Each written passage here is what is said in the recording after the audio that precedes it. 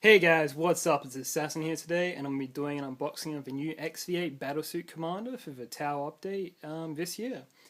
Before I open up, I'm just going to do a quick little things. It costs 85 points base. It has a weapon skill of 4, a ballistic skill of 5, strength 5, toughness 4, 4 wounds with an initiative 3, attacks 4, a leadership of 10, and a save of 3 plus. And still counts as a jetpack infantry, but character stats, which was before. It also has wargear, which is just a crisis battlesuit. A really cool thing about the new Tower Codex is that if it has a crisis battlesuit, it gets a multi-tracker and a black sun filter for free, which is really cool because multi-trackers used to be like 5 points and take up a support system slot. Special rules is independent character, supporting fire, and very bulky.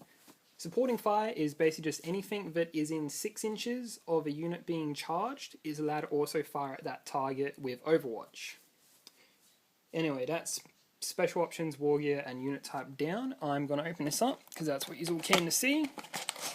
And yeah, something I should have said is the fact that this is actually a Finecast model and not plastic. It's going to make it a little bit harder to convert models like this, purely because of the fact that you can't glue stuff and as easy. But anyway, let's open this up.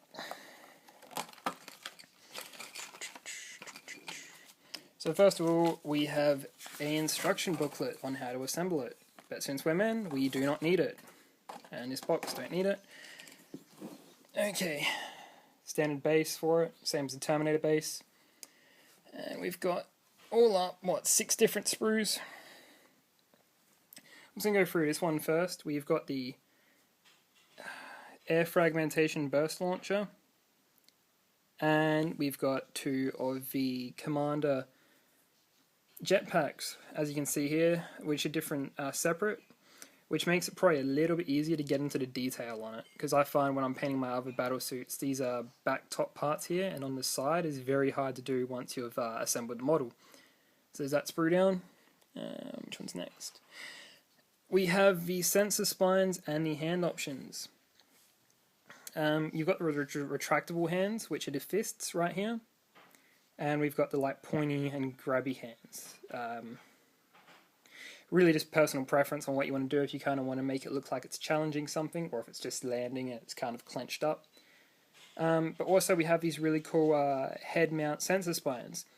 I'll show you the head in a moment, but with this it looks more closer to what the Codex Tower helmet should be for the Crisis Battlesuits. All the other ones kind of seem very wide and very thick. So that's those 2 sprues down. Then we have this one here. The leg pieces come in 2 different pieces, which is really good once again for doing detailed painting schemes, because it kind of lets you get in here on this ball and socket joint and you don't have to ruin the yellow paint job if you're doing the Tower Desert Sept, which I am doing later on. You've got the kind of pad here for the shoulder to absorb incoming fire, and I'm not really sure what this is here. I'm assuming it's supposed to be like a positional relay or command and control node perhaps. I'll get into the command and control node in just a moment, because that is another new special equipment. Then we have the other side of the legs here, as you can see. Kind of it's a landing pose, and we've got the 2 arm sections, which are here and here. Before the hands, they fit into these nice little grooves on the side, which allow for basically extended or retracted poses.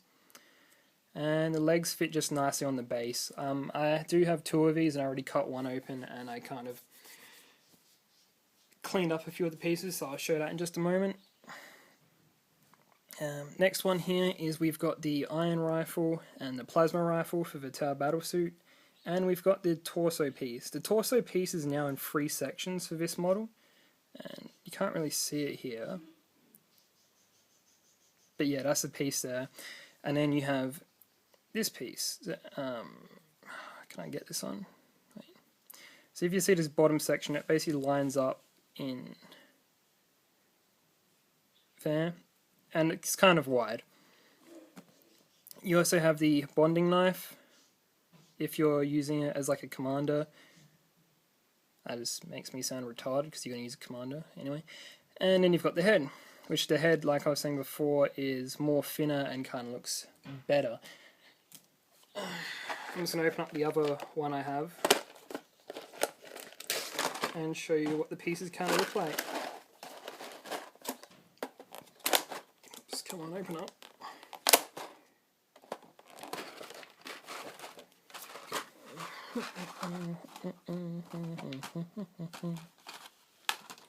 Okie dokie, so I'm going to go straight into the torso piece here. Oops, because they're going to...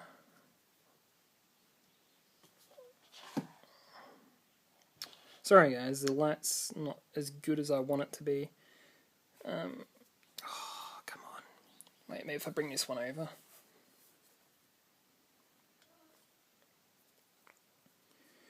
Okay, that's probably about as good as it's going to get, guys. Sorry about that. So as you can see, it is basically a wide little piece, and it has this little base so you can fit the legs on. So that there is that piece. As I was saying before of the legs, what they do is they basically just line up on the base nice and easily.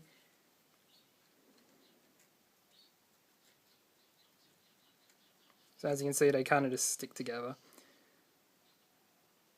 As such. All the other pieces... Where's the head at? Wait, where's the head at? Okay.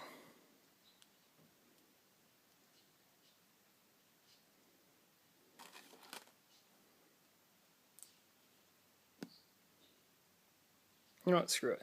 The head is smaller and it just looks better. That's really irritating to try and get done. I should have had better light sources. But anyway, that is the Tower Commander Battlesuit, and now I'm going to go into a bit of the detail on the special issue wargear and options.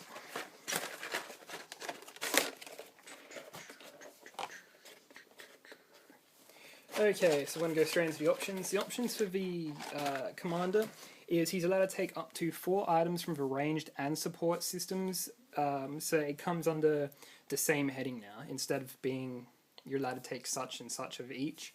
It can take any items from the signature list. There's no limit. You can take as many as you want. The only difference is you can't take experimental items more than once per detachment. So for example, you can't take the fragmentation launcher. You can't take this thing more than once.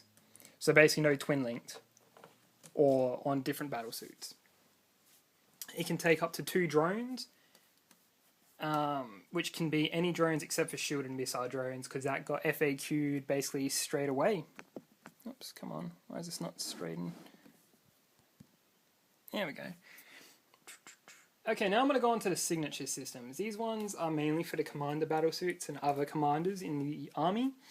And I'm just going to go down from the beginning. I'm not going to give away point values because it's just going to take up too much time. First of all, we have the neorweb system jammer. This here is you can select an enemy unit within 12 inches, and basically all shooting weapons from that unit has the get hot special rule. So basically you can try and make the enemy inflict that kills on himself, which would work really well for good shooting armies, such as like how am I going to word this? Big units that consist of a lot of shooting units. Next one is the onager gauntlet. This one is really cool. I actually hope they kind of brought out something like this in the codex, which they did. Basically, this here is the commander can exchange all of his close quarters attack for a single initiative 10, strength 10, AP 1 attack. Only downside to this is the fact that your weapon skill is still pretty bad. So at a weapon skill of 4, you're going to have a hard time hitting with it. But still, if you're trying to take down, say, an enemy character, it's a better chance because it's strength 10, AP 1. So A, it's going to be an invuln save. 2, if they fail it, since it's strength 10, it's probably going to be an instant kill. And initiative 10, you get a strike before the enemy. So hopefully you can stop them from hitting you with power weapons. Then you have the failsafe detonator. This one here is just that basically if the unit dies, it explodes in a large blast template. I'm not going to go over that one because it was an old codex and it really has no important value. Because unless you're running kamikaze, It's a waste of points in my opinion. Then we have the repulsor impact field. This is once again during the fight subphase. This is an initiative 10 attack. Basically, you inflict D6 strength 4 hits at AP nothing on each unit that assaulted the bearer. Only downside to this is I don't know. It's a little weird because it's only D6. So if your a guardsman unit is rushing you with 20 like conscripts, kind of seems a little pointless. Because even though they're guardsmen, they're charging you in overwhelming numbers. They could still do pretty bad damage. Because you are only toughness 4. Next we have the command and control node. Basically, if the commander doesn't shoot, the team is allowed rerolled failed to hit rolls. Which is really cool because basically it means if you're going after enemy vehicles and stuff, if you're bringing along a bodyguard and they have fusion blasters and plasma rifles with multi-trackers and target locks, you can whip out some damage on a lot of enemy vehicles, especially with the melter rule and the fact with the AP2 and AP1 weaponry. Here is my next signature system, my most favourite one. Pure Tide Engram Neurochip. Basically at the start of the movement phase, you get to choose one of these universal special rules. A, 1 being counterattack, 2 being Furious Charge, 3 being Monster Hunter, 4 being Tank Hunter, and 5 being Stubborn. This here you do not have to roll a leadership check for or initiative test or anything. It is just every movement phase you choose one of these and it lasts for the entire turn.